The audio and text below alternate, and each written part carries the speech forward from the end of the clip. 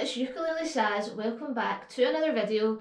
Again, this is part of our rhythm series, and this time it's all about combining strumming by feel with a little bit of structure. How do we bring together the count of 4 into what we can hear, see and feel, and become overall better players, better musicians, and much more tuned into our rhythm and timing?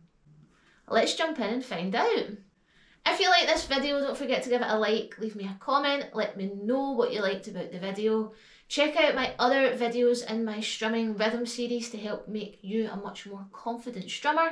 And if you really like my stuff, check out my Buy Me a Coffee page, where you can access all of my weekly lesson materials and resources. You get much more than what you get in this video alone. And I also give you weekly challenges. I've got song sheets on there, theory nuggets. And if you really like my stuff, there's another little membership tier called the Jam Hut, where you can also join me live for a monthly lesson. So it's all about practice methods, tuning in to you and making you become a much more curious and confident musician. Okay, so we have got feel and we have got structure. Some people strum by feel. They can hear a strumming pattern and instantly replicate it. And others need to see it written out, and they need to understand what they physically need to do, downs, ups, and understand where that works in a count of 4. And I find that a lot of people tend to stick within those little bubbles and don't really bring the two together. So I just wanted to give you a couple of tips on how you can do that. It's things that I do because I'm one of these people that have been playing music since I was a teenager, so I can hear music, I can hear rhythm patterns and instantly replicate it. But I also learned drums at school, so rhythm has always been super important to me and timing's been super important to me. I play music with others, so I really find it important to bring these things together hand in hand. And I do think as ukulele players we do miss out a little bit on not reading and understanding rhythms, and if we just have a little bit of that knowledge, it actually gives us some foundation skills and tools to be able to really help us be even more creative and become much more proficient players as well. Okay, so I'm just going to tell you a little bit about my method. This is a rather off-the-cuff video. I have done a write-up for it, so I'm following that as best as I can, but this is really just a generalised thing. So when I am listening to a song, I will put the song on, so we're having a wee listen.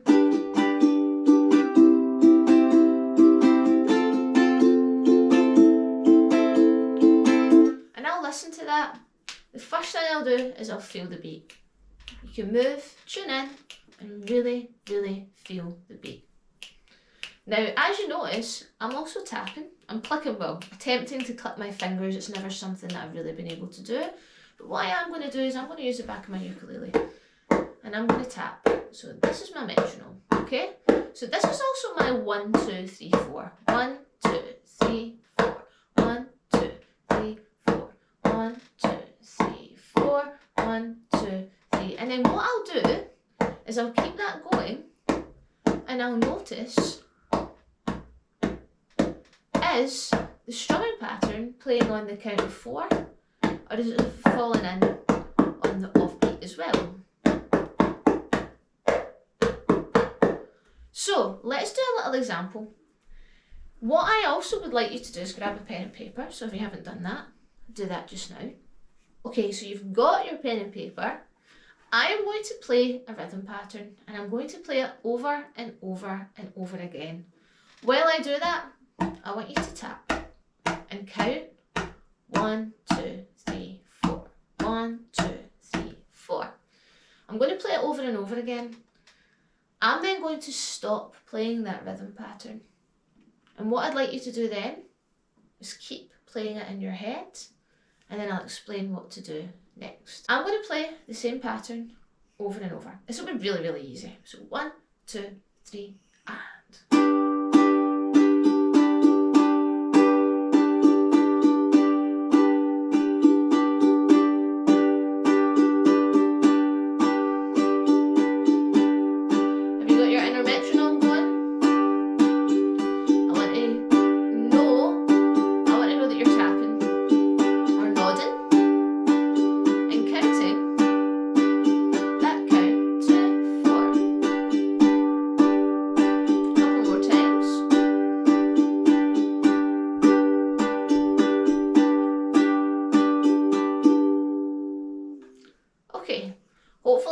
in here. I was playing it on a G chord. So now what you can do is a couple of different things. You've got your tapping. See if you can hear that tune in your head. Da, da, da, da, da, da, da, da, da, da, da, da, da. Now I notice here that I'm playing off the beat as well. Da, da, da, da, da, da, da, da, da, da, da, da, da, da, da, da. 1, 2, 3, da, 4, da, da, 3, 4. 1, 2, 3, 4.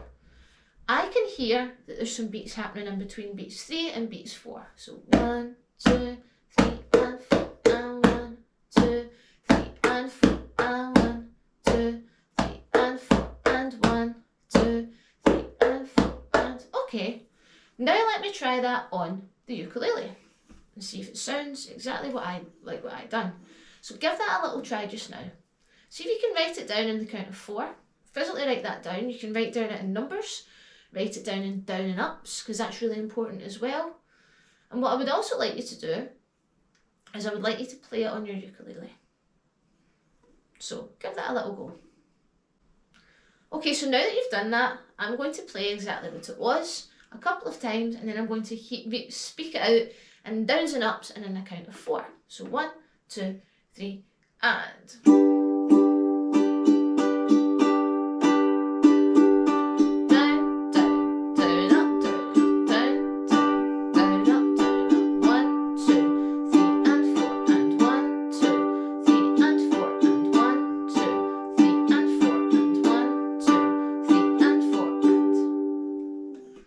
Did you get that? Down, down, down, up. 1, 2, 3 and 4 and. If you did, well done.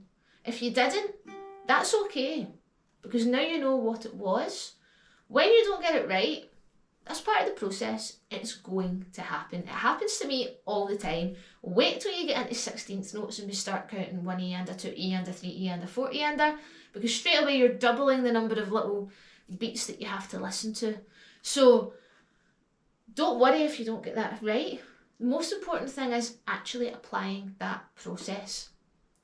Now this is something that you can try a lot easier with songs that have a really distinct strumming pattern on a guitar or a ukulele. Ukulele even better, because you can relate and hear that instrument a lot more.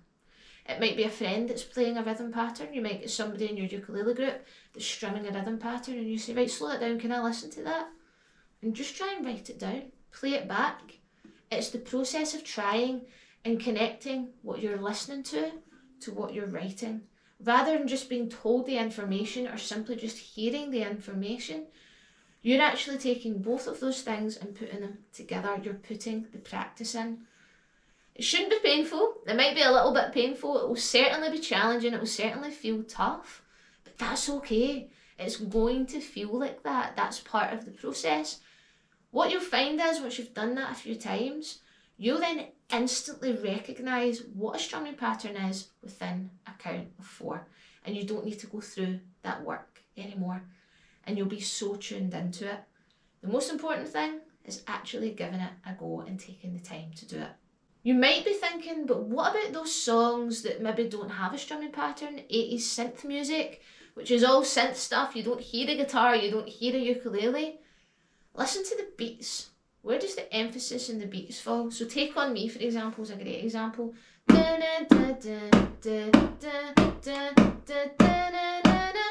Loads of those beats aren't falling on the clap. You can hear that I'm going da at the opposite time I'm hitting the ukulele. So I'm going to use 2 hands. This is going to be my offbeat and this is going to be my onbeat. So my numbers and my ands.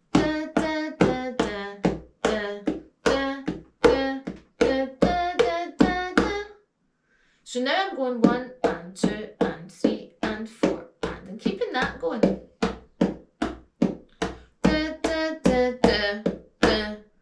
So I notice when I'm singing, it's connecting with the offbeat. Do you notice that I'm also doing it really super slow?